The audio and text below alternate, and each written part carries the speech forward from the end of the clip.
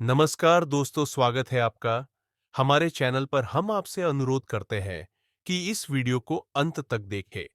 यदि आपको हमारी ये वीडियो पसंद आ रही है, तो कृपया वीडियो को लाइक करें और नीचे कमेंट बॉक्स में जय श्री राधे कृष्ण जरूर लिखें।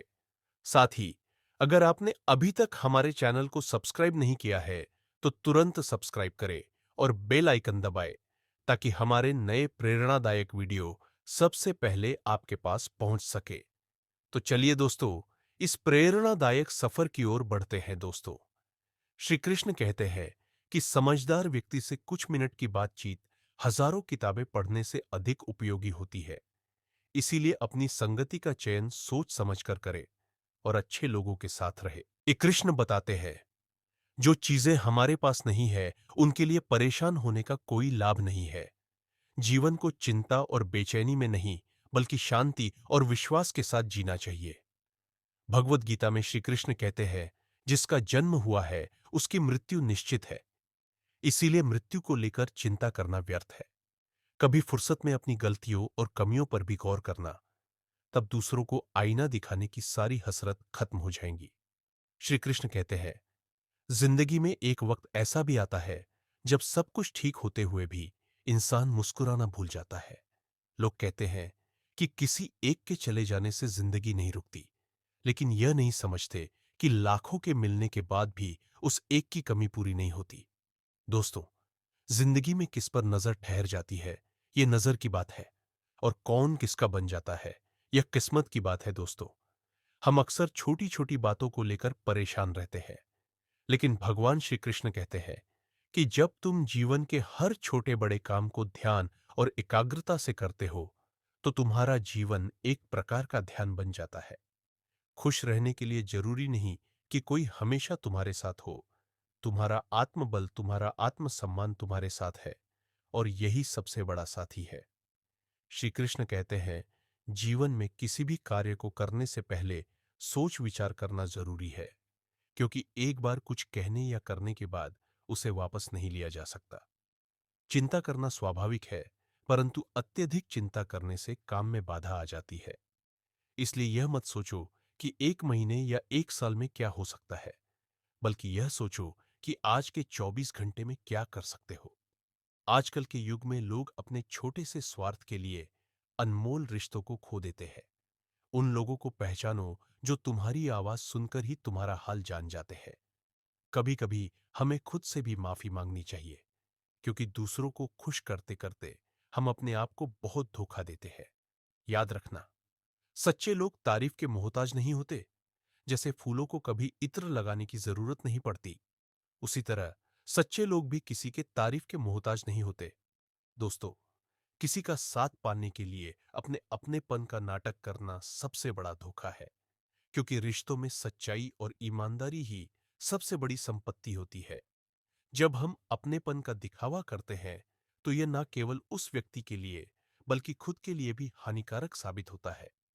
अपने मनचाहे काम करने से पहले यह मत सोचो कि लोग क्या कहेंगे। लोग हमेशा पहले तुम्हारा मजाक उड़ाएंगे, फिर दूसरे दिन हंसेंगे, और तीसरे दिन तुम्हें भूल जाएंगे। इसलिए लोगों की परवाह मत करो। वही करो जो तुम्हारे लिए सही उचित हो। यह जिंदगी तुम्हारी है, लोगों की नहीं। श्री कृष्ण कहते हैं, अगर तुम किसी को कुछ देना चाहते हो, तो उसे अच्छा वक्त दो, क्योंकि हर चीज वापस ली जा सकती है। लेकिन किसी को दिया हुआ अच्छा वक्त वापस नहीं आता, और सामने वाला आपका हमेशा के लिए एहसानमंद हो जाता है। याद रखो, जिंदगी एक सफर है। इसे खुशी और संतोष के साथ जीना चाहिए। यदि जीवन को सहजता से स्वीकार करोगे, तो मौज में रहोगे, वरना समस्याएं तो हर रोज है ही। ईश्वर का स्मरण करते समय यह भाव होना चाहिए कि वह हर क्षण तुम्हारे साथ है और तुम्हारी हर समस्या का समाधान कर रहे हैं। जब तुम अपने कर्म को सही दिशा में करते हो, तो ईश्वर तुम्हारा साथ जरूर देते हैं। जब तुम्हारी सोच शुद्ध, निर्मल और सकारात्मक होती है, तब ईश्वर तुम्हारी सहायता के लिए किसी न किसी रूप में आगे आते हैं। जीवन में जो लोग आपकी बुरी परिस्थिति के बाद भी आपके साथ खड़े रहते हैं, उनकी कद्र हमेशा करें। श्री कृष्ण कहते हैं कि जीवन में संघर्ष तो रहेगा ही, चाहे आप कोई भी हो। हर व्यक्ति को विपरीत परिस्थितियों का सामना करना ही पड़ता है। कृष्ण ने भी हर परिस्थिति को जिया और उसे जीत कर दिखाया। वह कहते हैं, परिस्थितियों से भागो नहीं, उनका सामना करो, क्योंकि यही संघर्ष तुम्हें मजबूत बनाता है और जीवन में आगे बढ़ने के नए मार्ग खोलता है। श्री कृष्ण कहते हैं, लोग तुम्हारे साथ तभी तक रहेंगे जब तक उन्हें तुम्हारी आवश्यकता होगी, लेकिन तुम्हें सच्चाई और ईमानदारी के मार्ग पर बिना डगे चलते रहना है। जब रिश्तों में जिद और अहंकार आ जाते हैं, तो भले ही तुम जीत जाओ, लेकिन रिश्ता हार जाता है। प्रेम की गहराई में अगर सच्चाई है, तो चाहे कितने भी झगड़े क्यों ना हो, रिश्ता कभी नहीं टूटता। श्री कृष्ण यह भी कहते हैं कि जीवन में हमें जो कठिनाइयां मिलती हैं, वे हमें मजबूत बनाने के लिए होती है। दोस्तों, पैरों में लगने वाली चोट से हमें सीख मिलती है कि हमें सावधान से चलना चाहिए, और मन की चोट से हमें यह सीख मिलती है कि संभल कर जीना चाहिए। हमें दूसरों की आलोचना और बातों की परवाह किए बिना ही हमें वह करना चाहिए जो हमारे लिए सही है। सबसे बड़ा दानवीर जो कर्ण है, और मुझे क्यों नहीं बोला जाता?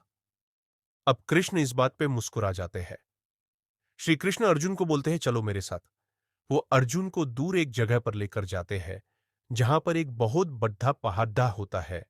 और श्री कृष्ण जैसे ही वो पहाड़ा को छूते हैं, पहाड़ा पूरे का पूरा सोने का बन जाता है। और वो अर्जुन को बोलते हैं कि ये पहाड़ा मैं तुम्हें देता हूं, और इस सोने को तुम लोगों के बीच बांट दो। अब अर्जुन वहां खड्डे हो जाते हैं और आसपास के गांवों में घोषणा कर देते हैं कि मैं अर्जुन सोना बांटने वाला हूं, और आप सबकी जरूरतें पूरी हो जाएंगी, और आप आए और सोना लेकर जाए। अब अर्जुन रोज सुबह से शाम तक सोना बांटने लग जाते हैं। अर्जुन रोज सोना बांट रहे होते हैं और लगातार सोना बांट रहे होते हैं। तो अर्जुन थक जाते हैं, और थक जाने के बाद अर्जुन बोलते हैं, मैं इतना सोना दे रहा हूं। अब जिस व्यक्ति की जितनी जरूरत होती है, वह उतना सोना लेकर जाता है। फिर भी एक व्यक्ति बोलता है, मेरे घर में शादी है। तब अर्जुन बोलते हैं, तुम ज्यादा सोना लेकर जाओ। कोई व्यक्ति बोलता है, मेरे घर में मेरी मां बीमार बीमार है। तब अर्जुन उन्हें भी ज्यादा सोना दे देते हैं। अब अर्जुन लोगों को सोना देते ही जा रहे, पर लोगों की सोना लेने के लिए लाइन खत्म ही नहीं हो रही है, और लोग दूर दूर से सोना लेने के लिए आने लग जाते हैं। अब अर्जुन पूरी तरह थक जाते हैं और श्री कृष्ण को बोलते हैं कि मैं लोगों को सोना देते जा रहा हूं, और लोग तो समाप्त ही नहीं हो रहे हैं।